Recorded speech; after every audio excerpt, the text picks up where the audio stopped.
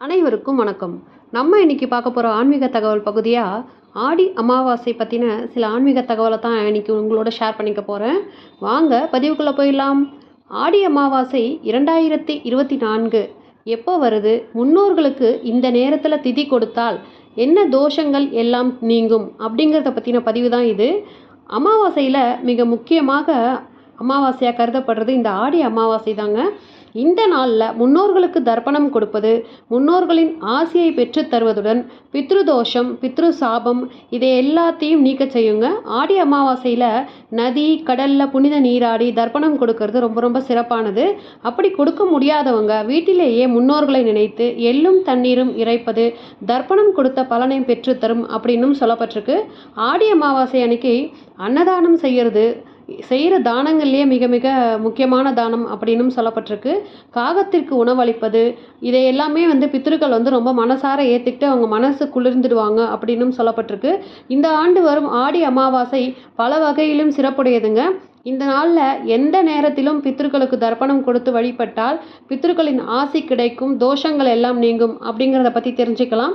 அமாவாசை அப்படிங்கிறது முன்னோர்களை வழிபடுறதுக்கும் அவர்களை அருளை பெறுவதற்கும் ஏற்ற நாளாக சாஸ்திரங்களில் சொல்கின்றன. மாதந்தோறும் அமாவாசை திதி வந்தாலும் வருஷத்தில் வர்ற ஆடி தை புரட்டாசி இந்த 3 மகாலய அமாவாசை, இந்த 3 அமாவாசையும் தான் ரொம்ப ரொம்ப தவற விடக்கூடாத முக்கியமான அமாவாசை நாட்கள்னு சொல்லுவாங்க. ஒவ்வொரு மாதமும் வரும் அமாவாசையில் விரதம் இருந்து முன்னோர்களுக்கு தர்ப்பணம் கொடுத்து வழிபட முடியாதவங்க கூட இந்த 3 அமாவாசையில் விரதம் இருந்து முன்னோர்களுக்கு தர்ப்பணம் கொடுத்து வழிபட்டால் வருடம் முழுவதும் தர்ப்பணம் கொடுத்து வழிபட்ட பலன் கிடைக்கும் அப்படின்னு சொல்லப்பட்டிருக்கு. தட்சிணாயன புண்ணிய காலத்தில் தோக மாதமான ஆடி மாதத்தில் பித்ருலோகத்தில் இருக்கும் நம்முடைய முன்னோர்கள் நம்மை பார்ப்பதற்காக பித்ருலோகத்தில் இருந்து புறப்படும் மாதமாக சொல்லப்பட்டிருக்குங்க. அதனால் ஆடி அமாவாசையில் நாம் கொடுக்கும் தர்ப்பணத்தை நம்முடைய முன்னோர்களே நேரடியாக ஏற்பதாக ஐதீகம். அது மட்டுமல்ல, ஆடி அமாவாசையில் தர்ப்பணம் கொடுக்கறது 3 தலைமுறை முன்னோர்கள் மட்டுமின்றி அதற்கு முந்தைய தலைமுறையினரையும் சென்று சேரும் அப்படிங்கிறதும் ஒரு நம்பிக்கையாக இருந்துட்டு வருது. ஆடி அமாவாசை அன்னைக்கு பக்கத்தில் இருக்க நீர்நிலைகளுக்கு சென்று முன்னோர்களுக்கு தர்ப்பணம் கொடுப்பது சிறப்பானது. 2024ஆம் ஆண்டில் ஆடி அமாவாசை ஆகஸ்ட் 3ஆம் தேதி மாலை தொடங்கி 4ஆம் தேதி 4:51 வரை இருக்கிறதுங்க. இந்த ஞாயிற்றுக்கிழமை வர்றதால சூரிய பகவான் தான் பித்ருக்களுக்கு உரிய கிரகமாக சொல்லப்படுகிறாருங்க. அவருக்குரிய ஞாயிற்றுக்கிழமையில இந்த ஆண்டு ஆடி அமாவாசை வருவது ரொம்ப ரொம்ப சிறப்பானது. அன்றைய தினம் பகல் 2:55 மணி வரை பூசம் நட்சத்திரம் இருக்கிறது. பூச நட்சத்திரத்திற்கு அதிபதி சனி பகவான். பூலோகத்தில் நம்ம அளிக்கும் முன்னோர் தர்ப்பணத்தை சனீஸ்வரனின் வாகனமான காகம் தான் யமலோகத்தில் இருக்கும் நம்முடைய முன்னோர்களிடம் கொண்டு சேர்க்கும் அப்படின்னு சொல்லுவாங்க. அதனால் சனியின் ஆதிக்கம் நிறைந்த பூசம் நட்சத்திரத்தில் முன்னோர்களுக்கு தர்ப்பணம் கொடுக்கறது ரொம்ப ரொம்ப உயர்வானதுன்னு சொல்லப்பட்டிருக்குங்க.